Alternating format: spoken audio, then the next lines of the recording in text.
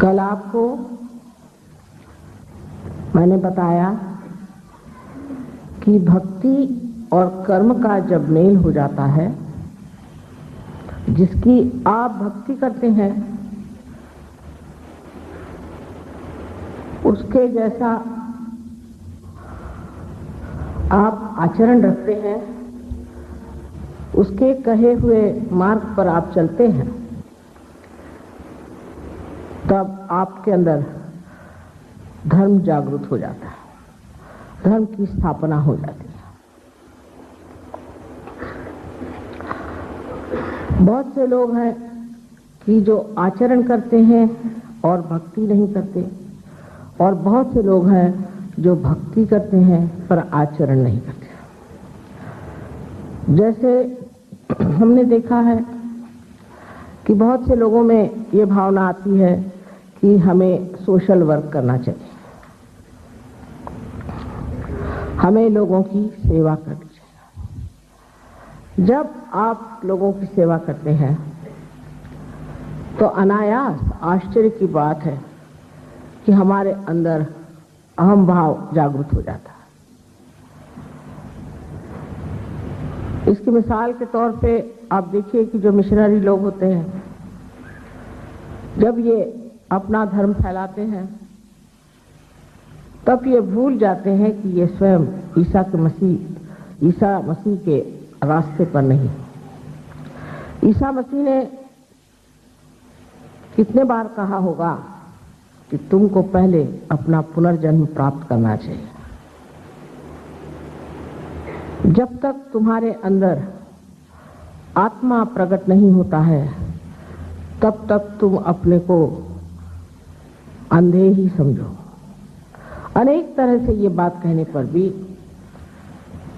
ये लोग इस भ्रामक कल्पना में हैं कि हम मिशनरी का काम करते हैं और कुछ गरीबों को इकट्ठा करके या किस मरीजों को ठीक करके वो सोचते हैं हम परमात्मा का काम कर रहे हैं। ये परमात्मा का काम नहीं, ये मनुष्य का काम है। आप ही ने गरीबी बनाई है, आप ही ने परेशानियां उठाई हैं, मनुष्य ने ही सब विपदा बना के रखी है और उसको अब आप अगर ठीक कर रहे हैं तो उसमें आप किसी प्रकार से भी परमात्मा का काम नहीं कर रहे। बहुत से लोग कहते हैं कि दरिद्री नारायण की सेवा करना ही परमात्मा का काम है। ये बड़ी भारी गलतफहमी है। मैंने ऐसे बहुत से लोग देखे हैं जिनको कि बड़े बड़े पदक मिले हैं, बहुत बड़ी बड़ी उनके लिए प्रशंसा गाई गई है, उनके प्राइजेस मिले हैं, नोबेल प्राइजेस मिले हैं, और जब उनके जीवन की ओर दृष्टि करते हैं तो देखते हैं कि वो अत्यंत क्रूर और बहुत गुस्से वाले और क्रोधी लोग हैं, बड़े मतलबी और बहुत ही ज्यादा अपने में ही रमे हुए लोग हैं। तो ये भी एक अहंकार की ही एक बड़ी ही सूक्ष्म सी बात है, जिसे करने से मनुष्य खुश तो होता है पर दूसरे उससे खुश नहीं होते। जब अहंकार हमारे अंदर काम करता है तो हम उसे देख नहीं पाते, क्योंकि हम दूसरों को दुख देते हैं और हमारे अंदर ये संवेदन नहीं रहता है कि हम दूसरों को दुख दे रहे हैं। हम सोचते हैं कि हम तो बड़ा ही अच्छा कर रहे हैं, क्योंकि कोई सी भी धारणा एक बना ली कि ऐसा करने से लोगों का भला होगा, तो चाहे ऐसे न हो वैसे न हो, किसी न किसी तरह से जबरदस्त ठेल ठाल के करना ही। अच्छा, अगर ये भी सोचा जाए कि बिल्कुल आप सिर्फ सेवा के ही लिए कर रहे हैं, तो भी आपका अहंकार तो बना ही रहेगा और कोई भी उसके विरोध में जरा सी भी बात करे तो मनुष्य एकदम से भूल जाएगा कि वो सत्कर्म कर रहा है। इस अहंकार को किसी तरह से भी आप हाथ नहीं डाल सकते, कारण जिसने इसको परिधान किया है, जिसने इसे ओढ़ा है, वो नहीं जानता कि वो अहंकार में डूबा हुआ है। इस प्रकार के अनेक हम लोग कार्य करते रहते हैं, जो हम सोचते हैं कि हम बड़ा भला काम कर रहे हैं, लेकिन हमने इसमें सिर्फ अपने अहंकार की ही तृप्ति की। लेकिन परमात्मा का काम ऐसा होता है कि जो जीवंत क्रिया है, उसके लिए ये जरूरी नहीं कि आप किसी आदमी से कहिए कि भाई और 20-25 बुला के लाओ और उनको ये धर्म की दीक्षा दो, उस धर्म की दीक्षा दो।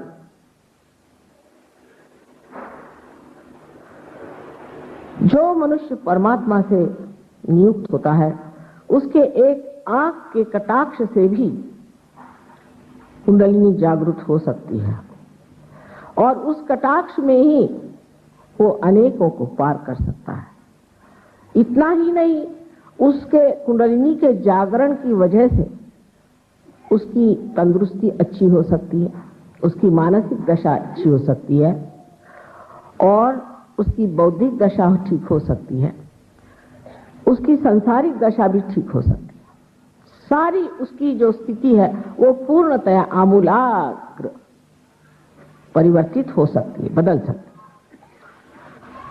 लेकिन जब ये घटित होता है तो उस मानव को किसी भी तरह का इस मामले में अहंकार नहीं रहता।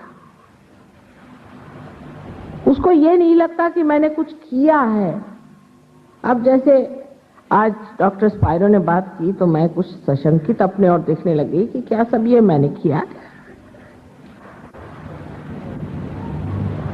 और अगर कुछ होता भी है हमारे कारण तो इसमें कोई मुझे विशेष बात इसलिए नहीं लगती है, कारण जो मेरे अंदर एक स्थिति है, समझ लीजिए ये माँ है पृथ्वी, इसके अंदर आपने अगर बीज छोड़ दिया तो अपने आप प्लावित हो जाता है, अपने आप उसमें अंकुर आ जाता है। तो अब क्या पृथ्वी को घमंड हो जाता है क्या कि मैंने ये कार्य किया? जब ये हमारा स्वभाव ही है तो उसमें क्या विशेष बात हुई?